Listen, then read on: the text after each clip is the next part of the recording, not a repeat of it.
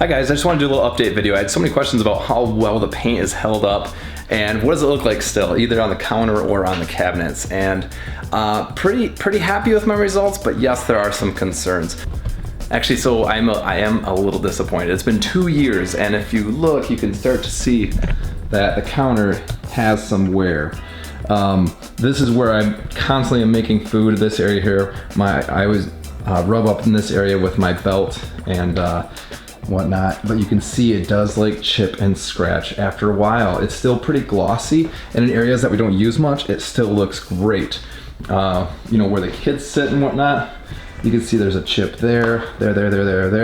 So this is 2 years of heavy use. Now I will say, when I got this kit though, it recommended 3 coats. I think I only did 2. That would have made a little bit of difference, and it looked really good for about a year.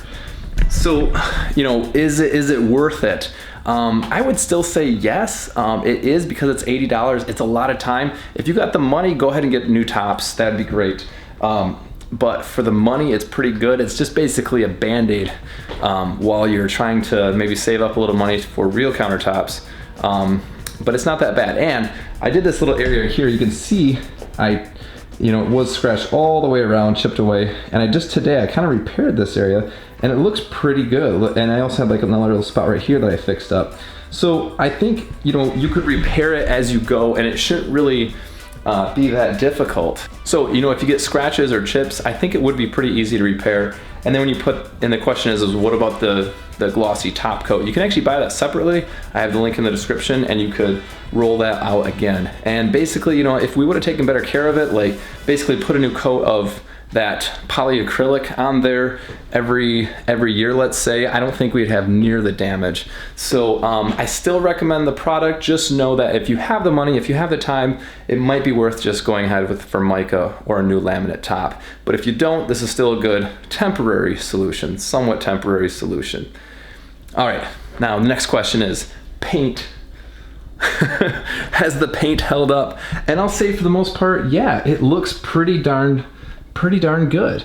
Now this cabinet gets moderate use, and you can see around the handle, it looks like maybe my ring nicked it here a few times, but overall it's held pretty darn well. I will say though, like right here, again, I'm standing here all the time, serving up for the kids, and you can see I did rub off the paint a little bit here and here, but it's not like flaking off in big chunks or anything like that. I did have this area come here. I'm just wondering if I didn't maybe prime or sand that spot very well, but overall, pretty happy with it. It's just one of those things, I think every 5 years you're gonna have to go through and probably paint them again. And I had a lot of questions about, hey, what paint to use exactly? Yeah, they make like cabinet paint and stuff like that. You don't need to complicate it. Just get a good primer like Kilts, and then when it comes to paint, go with the glossier you go, basically the tougher it is. It's gonna hold up better, and it's not going to chip as easy. You can wash it better. Other questions I had, yes, when this cabinet was coming down, I didn't think about my son running in at that time, but I wasn't too concerned because I realized how many nails were still held up in that cabinet. It took a little while to actually get it down. So at that point, my wife had the kids busy in a different room. My older daughter was taking care of the little guy there. Also, people are saying, hey, your appliances. Yes, we got a new fridge.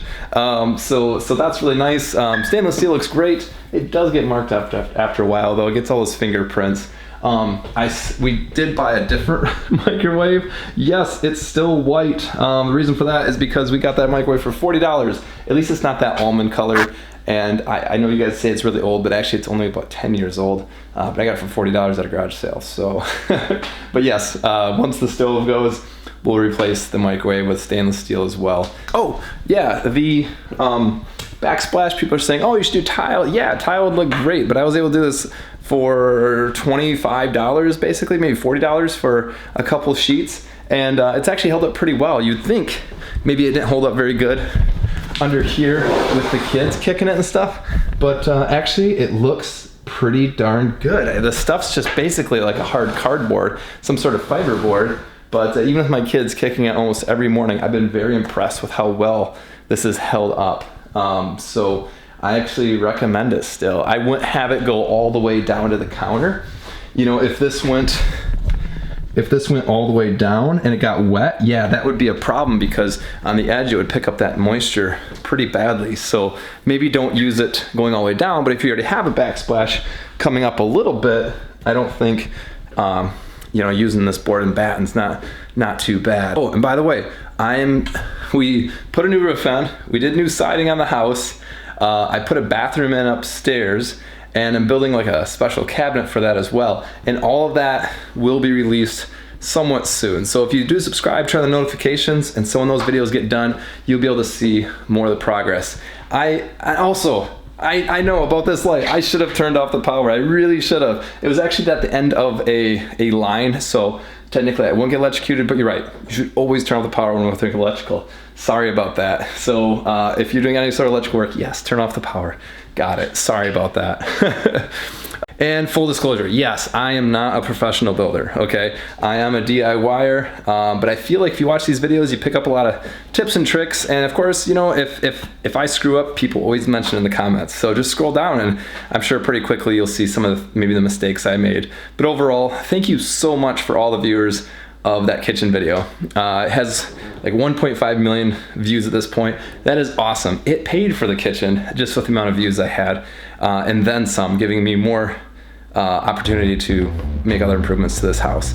So that's what this channel is gonna be. Just gonna keep improving this house, building my family, building the house, and yeah, thank you very much. I really appreciate everything. Thanks, guys.